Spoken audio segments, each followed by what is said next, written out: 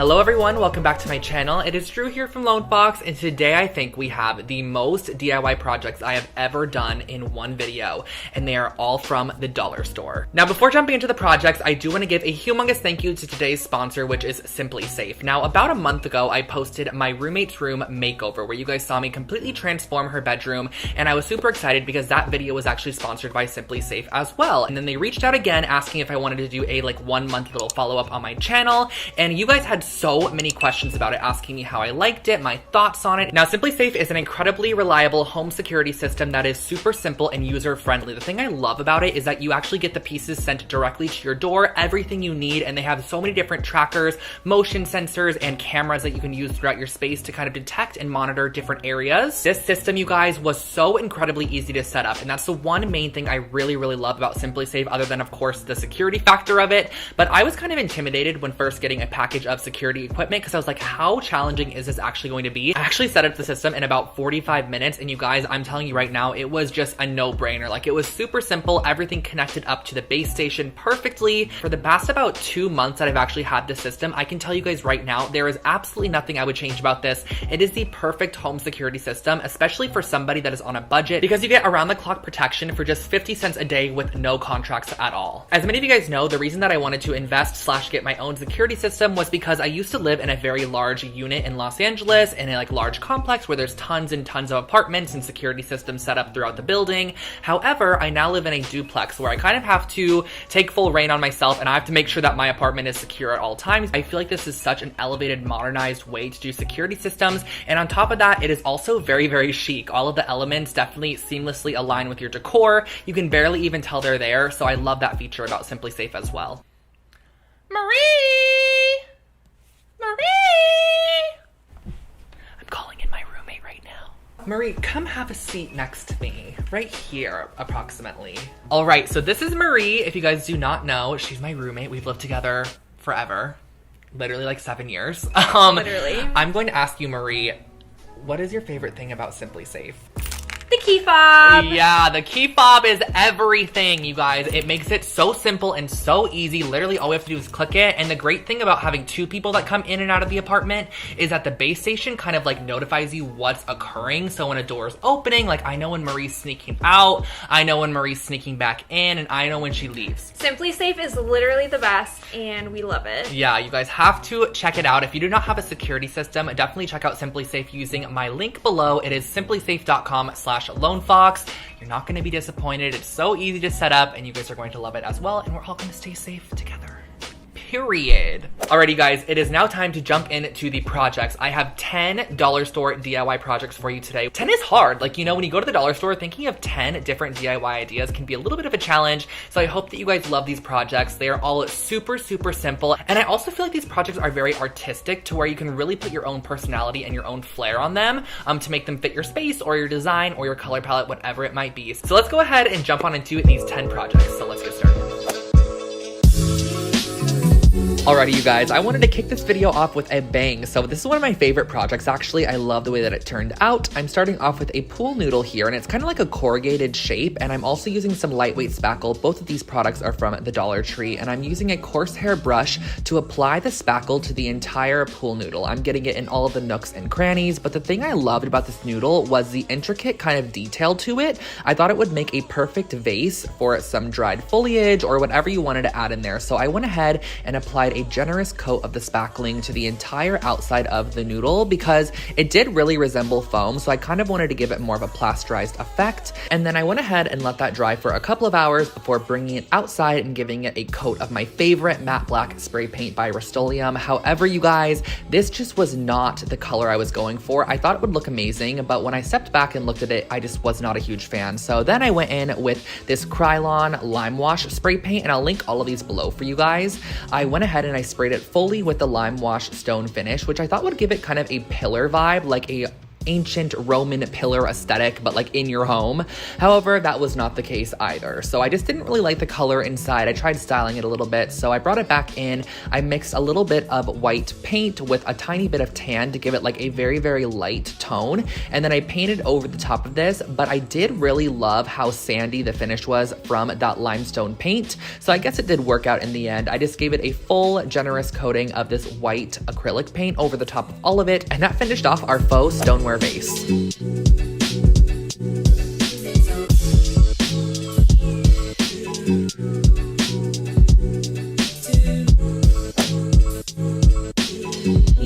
For project number 2, I actually drew inspiration from this bowl that my friend James has in his beautiful new home. I love the way this bowl looks. It's so stunning and organic, so I figured let's create it with a ceramic bowl from the dollar store and also some caulking. So basically what I did for this project was I filled the bowl with a generous amount of the caulking material. So I just pumped quite a bit of it on the inside, and then I'm using my finger to evenly distribute it all around the inside of the bowl. We're basically wanting to create a new texture. And also, guys, keep in mind, this is not a bowl I'm going to be eating out of or washing at all. It's more of a decorative object you can put on a shelf or a coffee table. So I went around, smoothed it around with my finger, and then I also kind of created this little swirly design because he has another bowl in his house, which I forgot to take a photo of, but it has a swirly detail in it, which I also loved. So I went ahead and used my finger to swirl to the top edge of the bowl and just give it a little bit more interest than what it had prior. So this is kind of creating a brand new texture.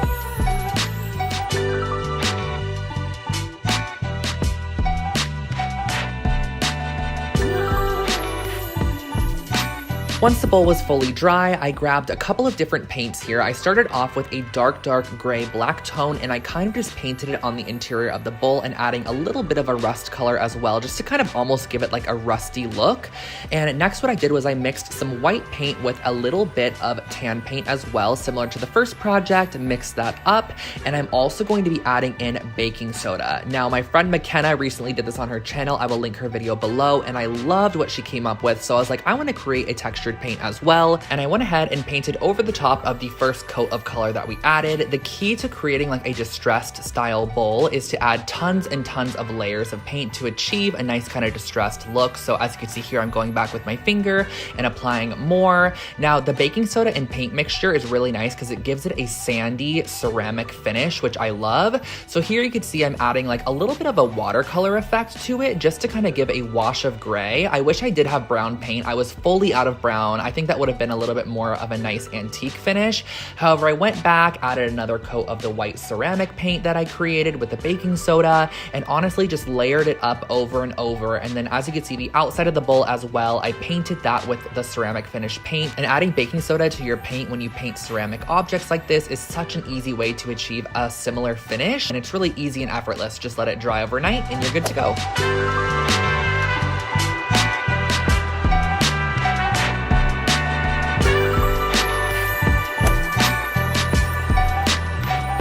To make a project with some color, of course, so I went ahead and I picked up a couple bags of these colored rocks from the Dollar Tree along with this glass candle holder. Now, I'm going to be using some mosaic grout here. This is white grout. However, if you do not have this, which I know a lot of people probably don't have this, you can also use the spackling. However, I've been wanting to use this for a long time. I've had it in my stash for quite a while, so I figured why not go ahead and use the rest of it up. So I went ahead, I smeared a generous layer onto the top of the candle holder, and I'm going to be sprinkling on top the rocks in just kind of like a random formation. I got this light aqua color and then this really pretty sky blue. This pale pink color I wish was a little bit more vibrant. However, it worked great, and I also added some white and then just a contrasting black as well. Now the key here is to kind of make it look a little bit like terrazzo. So I pressed it into the grout, or you can press it into the caulking, whatever you have. Just make sure to press it down, that way it has a nice smooth finish. And you're gonna let this dry for a couple of hours, and then once it is fully dry, I added a coat of resin. Now, I wasn't gonna do this initially, however, I used resin on a project you're gonna see a little bit later in the video, so I figured why not pour the excess over the top to give it a nice finish. I heated it up with my heat tool to pop any air bubbles, and that was really all. Just let it cure overnight, and that's your new trinket tray.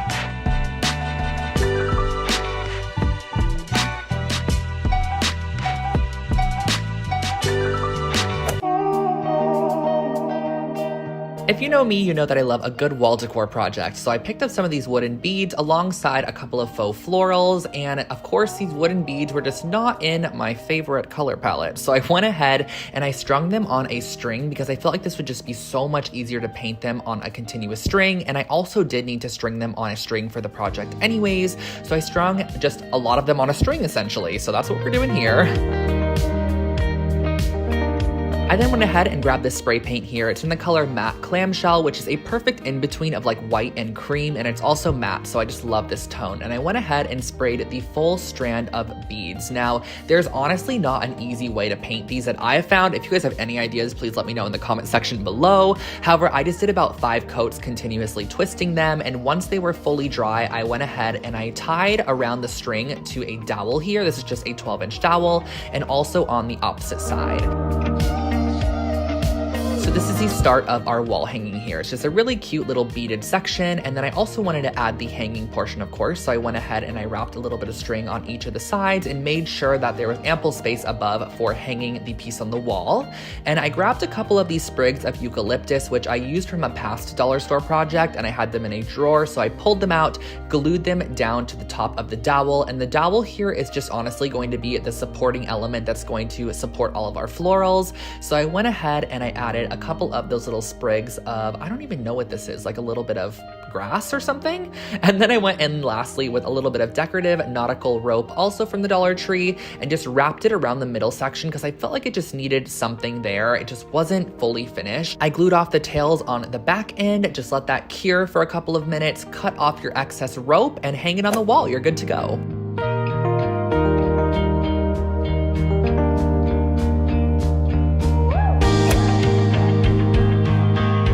For project number 5, I actually drew inspiration from my friend Justin Ray's YouTube video, which I will link below for you guys. He created these really cool dollar store vases using Mardi Gras beads, and I wanted to do my own take on it as well. So what I started off with was a glass vase and also some of these party beads in a green color. You can choose whatever you want because we are going to be spray painting them. Now I'm going to be using my Gorilla Hot glue sticks, which are great for glass, and I'm going to be gluing the bead strand around the bottom half of this vase. Now the great thing about this as well is this is like a perfect technique to add texture to really anything. So not only can you do this on vases, you could do it on planters, you could do it on a tray, whatever you want to add like this really fun kind of bumpy rigid texture to, you could do it with these Mardi Gras beads, and they're really affordable, so it's a great way to add texture.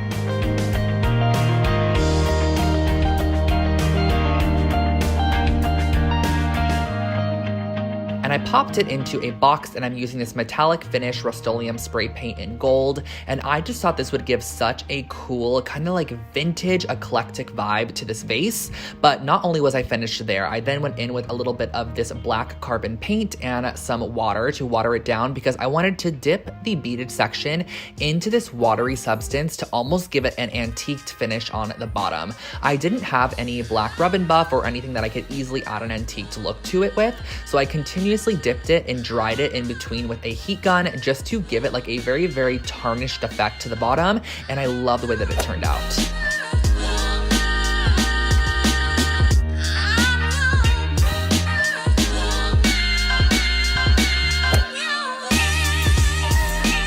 A project that I get sent to me all the time that you guys recreate is a dollar store frame. So I figured let's go ahead and create another fun little dollar store frame. So I picked up a couple of the fall florals and I pulled them off of the stems because we are going to be giving these a nice coat of gold spray paint. This project is inspired by an Anthropologie frame set, which I also created an identical version of on my channel a while back. So just pull off all of the flowers that you want to use for your frame. I just pulled off extra so I had them, and then I placed them inside of a box here. This is my spray paint box. As you can see, it's been well loved. And I went ahead and used the same gold spray paint from the last project. Now, because these flowers are super lightweight, they are gonna fly around, but do not worry because you're not gonna need to get them fully coated in this stage. I just like to do this so I have a general idea of what they're gonna look like on the frame.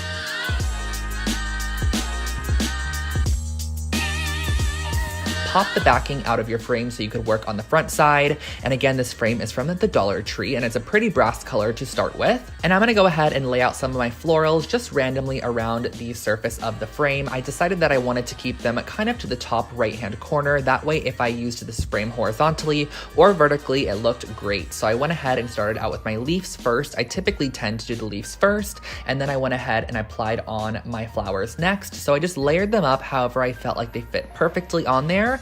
And you can add as many or as little as you would like. To the center of the flowers, I also plopped in a little bead here just because I had these on hand and I thought they would add a cute little element to the center of all of the flowers. And then you're gonna pop this back into your box and really give a generous coat of spray paint to the top of all of those florals. Let it dry and style it on a nightstand or a shelf.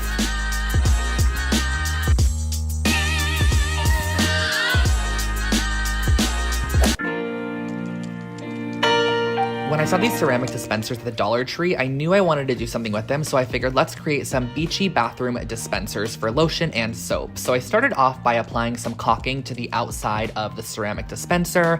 Now I just added again a generous coat of this, smeared it on with my finger, no rhyme or reason to this at all because we are going to be kind of finishing off the texture in a little bit with a brush. So I smeared it all around, making sure to get all four sides and also the top section here. You can go ahead and tape off the little like actual top portion where the nozzle screws on if you'd like. However, I just made sure not to get anything on there. And I used a nice coarse brush here to kind of create this very linear texture on the top of the caulking. And all I did was kind of scrape it up and down.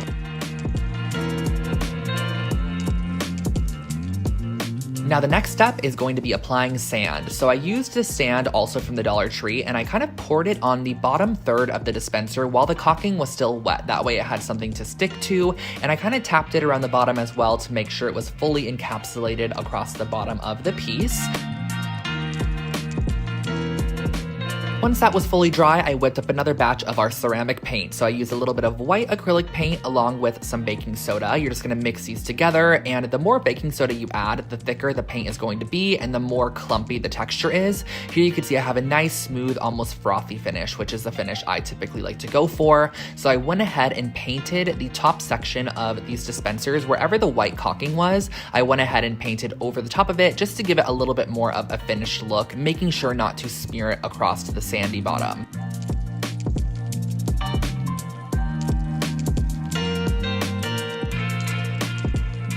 Once we had that painted on, I grabbed some resin here. I've had this in my stash forever. I bought the big bottles. You're going to mix equal parts of the resin with equal parts of the hardener and stir it for a couple of minutes just to set that up and start activating the process. So I went ahead, I stirred that up, and I'm going to be using a paintbrush to apply a nice, generous amount of this to the bottom third and kind of overlapping on top of our white section that we painted as well, because I wanted it to have a glossy sheen, but I also wanted it to encapsulate all of that sand on the bottom half. So as you can see here, I hope you can kind of see how far up I brought the actual glossy resin. So I brought it up a little bit over the top of the sand. That way the white section had some gloss to it, and just let it sit and cure overnight. And once you're done, you have these fun little dispensers.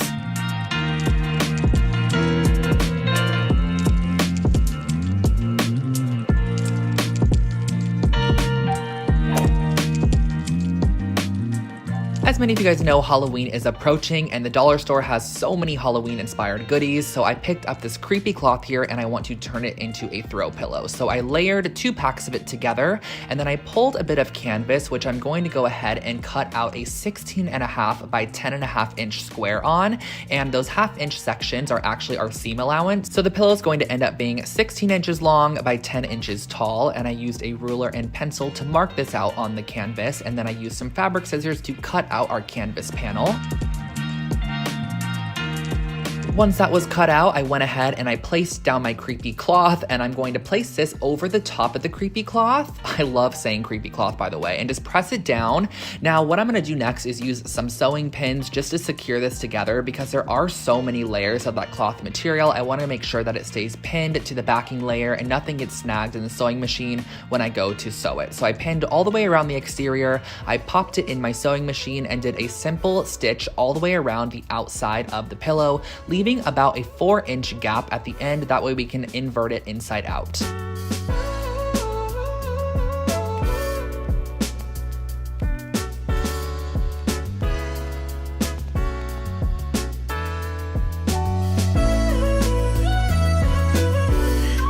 Once you finish sewing it, make sure to flip your pillow inside out. That way the raw edges are going to be on the inside and the pretty clean sewn edges are now going to be on the outside of the pillow. Here you can see what the front and the back of the pillow is going to look like. I ended up using some scrap polyfill from a project that I did quite a long time ago, so I filled up the pillow through that opening that we left with all of that polyfill, and then once that was fully stuffed, I went ahead and I kind of secured that opening shut with a couple of pins, and I ran it through my sewing machine as well just to secure that edge off. You can go ahead and hand sew it if you'd like to. However, I just did a simple stitch really close to the edge to finish off the pillow.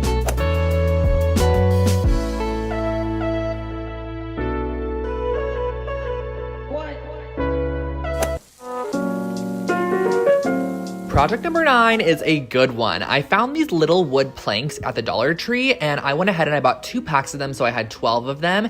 And I started off by adhering 3 of the planks together. So these are just square pieces of wood. They're about 4.5 by 4.5 inches, so they're perfect size to be coasters. However, they're pretty thin. So I went ahead and I used this Quick Hold E6000, and I glued 3 of them on top of each other. As you can see here, I'm pressing them together, and make sure to just wipe away any glue that might seep out of the edges, but you're going to be doing this for however many coasters you want. I did a set of 4 with 2 packs of the wood planks.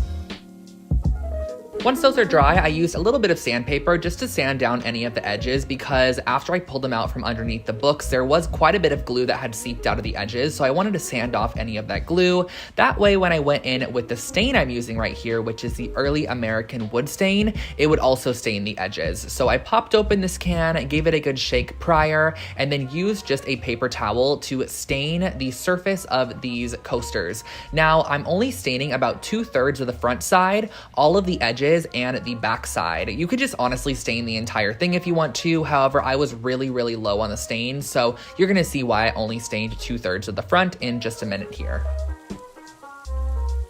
I picked up these really cute terrazzo wrapping papers a while back on Amazon, and I just love the way they looked, and I figured they would be perfect for this project. So I started off by pulling one of the prints that I liked the best, and on the back side, I drew a 2-inch line from the edge. That way I knew how much I wanted the terrazzo to go on top of the coaster. I'm gonna be using this Mod Podge hard coat, which is just a, like it says, hard coat sealant, and I'm applying the Mod Podge onto the top of the coaster where we did not stain the right side, because I'm gonna be laying it on top of our terrazzo wrapping paper up to that 2-inch line, and just giving a generous amount of extraness, a generous amount of paper on the left, right, and top sides of this coaster.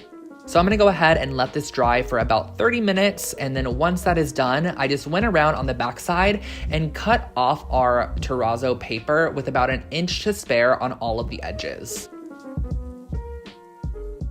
Once that was cut, you can just go ahead and snip on that gray pencil line as well that you can kind of still see from the paper where we added it initially. Snip across that, because we're then going to add some Mod Podge to those side tabs there. As you can see, I'm going to add it onto the edge and the back side there, and I'm going to flip over that side tab and just press it across the side of the coaster and onto the back side of the coaster, and just make sure it's nice and secure.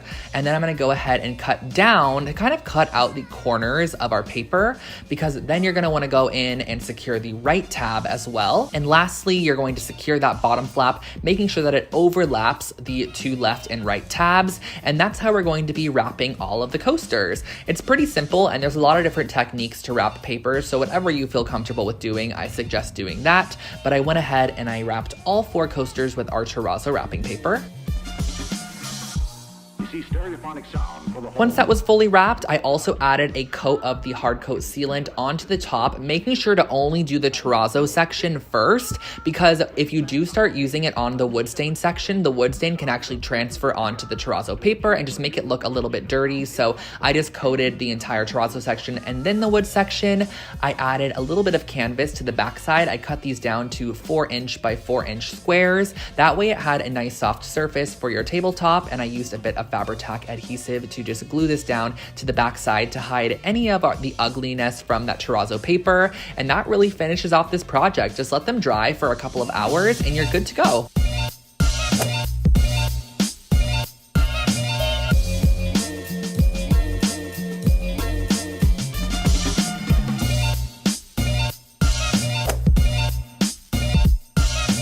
And you guys have made it to project number 10. We are starting out this project by filling up a pan with some water, putting it on the heat, and we are going to be melting down these pumpkin marshmallow candles. I got 2 of them from the 99-cent store. They literally look like Bath & Body Works candles, but they are not.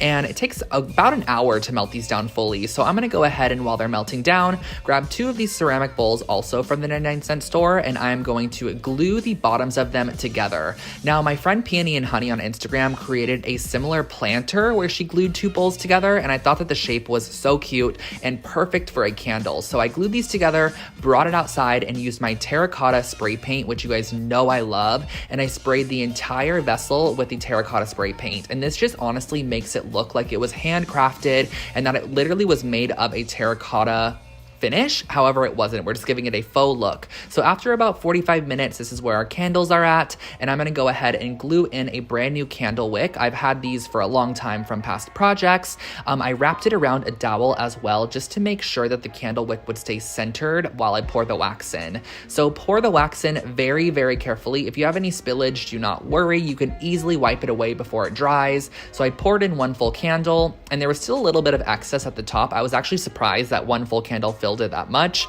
So I just filled it all the way up, let it sit for about an hour, and that is your new candle. It's so, so cute.